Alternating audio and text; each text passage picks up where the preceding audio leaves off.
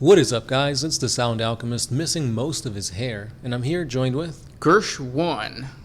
I am also missing most of my hair. Just not on top. There you go. Once again, we're here to talk about For the Greater... This is a video series where we answer the questions left by you, the viewer. If you have a question for us, comment down below. Put a question in front of your question because we get those questions first. Also, we are doing a thing called Super Thanks, so if you guys want to support the channel, you can hit us up with a Super Thanks. It's basically just like a little tip jar for the channel. If you do, you can ask us anything, and it's a guaranteed answer the next day. Now, I do have a question for you guys. Do you shave your pubes? Answer down in the comment section below. Yeah. But that brings us to the first question. And that is by none other than the one, the only, the Space Marine. That's crazy. Which one? Because it says the Space Marine. Probably an Ultramarine. Yeah. The question is, what successor chapter would you like to see more novels written about? In my opinion, it's got to be The Mentor's Legion or The Exorcists. I wouldn't want either of those two just because, well, The Exorcist specifically because, like, their whole thing is, they used to be, might have been a successor chapter of the Grey Knights, and then GW was like, nope, they're a successor chapter of the Imperial Fist, and they're no longer Blinks. Right. So I was like, bah. But the Mentors would be cool. Yeah, I think that'd be an interesting one. But my choice would definitely have to be the Black Dragons. Yes. Successors to the Space Marine chapter of these salamanders, and they have this gene seed deficiency where their bones grow through their skin and protrude out like horns. Yes, one of my favorite X-Men characters from, I think it was X-Men Evolution, if that was a thing, was one of the ones that, like, he could, like, grow bones, or his bones, like, grow faster than them. Yeah. So he could shoot them and stuff like that. I don't remember what the name of that X-Men is, but yeah, I could clearly picture him. Bones. But yeah, ossification, I guess, gets messed up when you mess with gene seeds. Yeah. But it's cool because some have, like, rhino horns, others have, like, you know, Wolverine claws and stuff like that. So it'd be pretty cool to see, not really, like, how their gene seed deficiency happened or, like, the Inquisition coming against to go, you know, take them out because of, like, chaos or whatever. But just to see them do things would be pretty cool. Yeah. For me, the successor chapter that I would want more lore on is the Carcaradons. They're, like, supposed to be bigger than most Space Marines. They commonly attack Space Marines. Yeah. Not commonly, but they are the ones that actually attack other Space Marine chapters, especially during the Bad App Wars. And because they fought in the Bad App War, there's so much, like, lore that can be, like, taken out from that story. Yeah, because so many times we're used to seeing, orcs versus Space Marines or Space Marines against some other Xeno.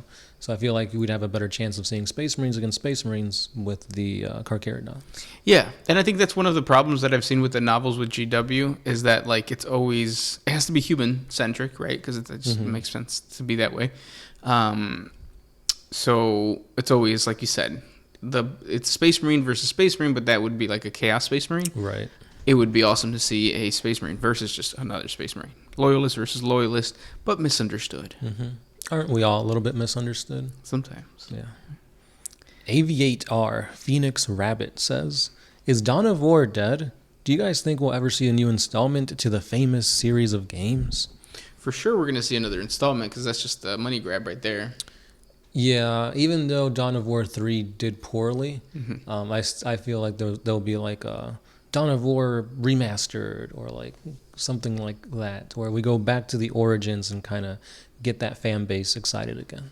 Yeah, I think Dawn of War was an introduction to, like, or for me to realize that Warhammer 40K could be strong in other areas, not just the tabletop, not just like the hobby, but also video games. Right, yeah. Because we had so much fun playing, what was it, Dawn of War, well, the original one, actually, yeah. And a few supplements with, like, the Necrons and the Tau, but we didn't really play much after that. Right, yeah. I don't even think we played with NIDS, right? Because NIDS No, were third. NIDS, yeah, I think that was, what, Soulstorm? Oh, yeah. Which was a skirmish game at that point. Pretty much, yeah. The whole RTS, like, huge army against army thing was, like, getting smaller and smaller, and then it became super small in Dawn of War 3. Yeah. Next question comes from Twist Jane. Do you think that GW will make all the Primarks return in 40K in your lifetime? I don't know. I might die tomorrow. So. Yeah. We don't know when our lifetime is over, so. Don't jinx it. Yeah. Okay, so here's the thing. I didn't think we would ever see 40K progress this fast, and it's progressing really fast. Like, it was almost at a standstill before 8th edition, and then 8th edition came on with like a revamp and Primaris Marines and new sculpts and whatnot. So I have a feeling, considering our lifetime would go up to what, 60, 70? So that's about another 30, 40 years, 50 years plus. I feel like we'll see all of them. Oh, for sure. Especially because, like, even for the Horus Heresy line, we're starting to get the Ascended Primarks. Yeah, so like maybe now you have 2 Horuses. I'm pretty sure that they can do something along the lines of like creating a new Mortarion that looks different because of something that happened in the lore. Yeah. So I could already see us for sure getting an Ascended Lorgar, because clearly the punk Lorgar we all know became a badass through Chaos, so we're going to get that version, and I'm pretty sure we'll get like a Magnus Ascended. Yeah, for sure. The question is, how would that work for like loyalists? Well, that's where the story kind of like goes into play, and if the lore progresses, like you're saying, as fast as it has been, then in those situations you have the ability to maybe do like a what is it? What are the Fenrisians fallen? Oh, the Wolfen? Yeah, so a you think we'll get Leman like Russ. Ascended Primarks in 40K, not just in the Horus Heresy? Oh, yeah. Oh, that's cool. It's a cool concept. Yeah, Or Wolfen Leman Russ sounds badass. Yeah, or maybe like Battle Torn Dorn or something like that. Yeah, because I mean, I was thinking, like, what about Ferrus Manus? The dude's dead. Ascended Ferrus Manus, where it's just like his decomposing body. Or just the skull. I guess, yeah. When we used to play Hero Clicks, one of my favorite minis was the zombified head of Deadpool. So you just get like a little Deadpool skull that you can play with. Yeah. Next one. This one's by Bro Pizza. Is 40K 40,000 AD? So does that mean that the Emperor knew Jesus? Yes. Yeah. My headcanon is that Jesus was the Emperor in disguise. So maybe he was like trying to lead people through his teachings. But I mean, the Emperor was all anti-religion, and obviously Jesus is a super religious dude. So it doesn't really work. And it's also noted that like the Emperor was kind of like backing away from humanity during those years. So yeah, I doubt it. Yeah, it would be really interesting, like, to create fan fiction for it, because it kind of fits in line with the idea that, like, so, like, if Jesus, or if the Emperor was Jesus, and the Emperor disguised himself as, like, a lowly, like, human, then he went about trying to create, like, an organization that killed gods, because I think that's the whole point of like you shall have no other gods but me. Right. Yeah. So it's like maybe his intention was to kill the old gods. It was misinterpreted by his apostles, because they're the ones that actually spread the teachings. It wasn't Jesus, right? Like, we're not getting, the Bible is not the word or the writings of Jesus, the writings of not even the apostles either, but like the rest that was, so maybe it was like the teachings of the imperial truth that was bastardized by religion, and then it became Christianity. So I think that would be very sacrilegious and fun to mess around with. So write a story and post it on Reddit. Yeah. Next question. This one's by Irish Monster. Has there ever been any instance where a Chaos Legion ship has either beaten in combat or found adrift that the Loyalist chapter repurposed for their own use? So basically a Chaos ship taken by the Imperium. No, once you go Chaos, you never go back. Also, like, check out our 40 facts on our Chaos ships, because most of the, like, the ship and the machine spirit of the ship, in other words, it's AI, gets corrupted. Yeah, it's all demonic and like goopy and nasty in there, to the point where like probably the ship itself is like a sentient thing now. Yep. A demon.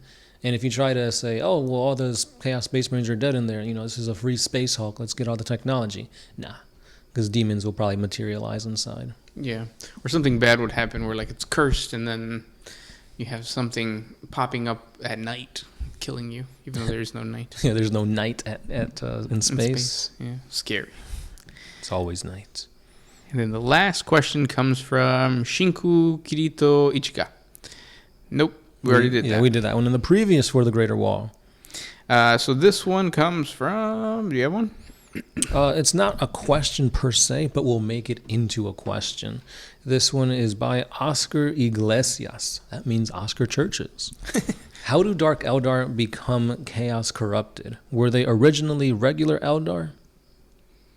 The Dark Eldar? Yeah. Oh, yeah. So basically, Dark Eldar is a path that the Eldar choose to go into.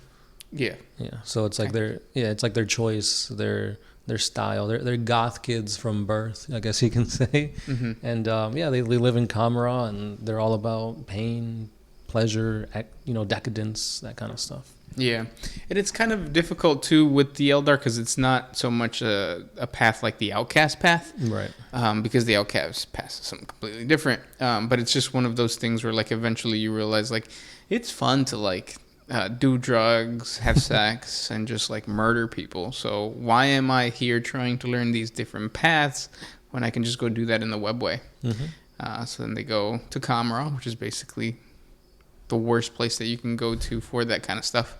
And yeah, it's Vegas. Yeah, basically. Yeah, they enable you to do whatever you want, whenever you want, however you want. They do it. Mm-hmm. But yeah, those were the questions for today. If you guys have more questions for us, please comment down below. Thank you guys so much for listening and hanging out with us, and we'll talk tomorrow. That's right. As always, it's been the Sound Alchemist, Gershwan. and we are out of here.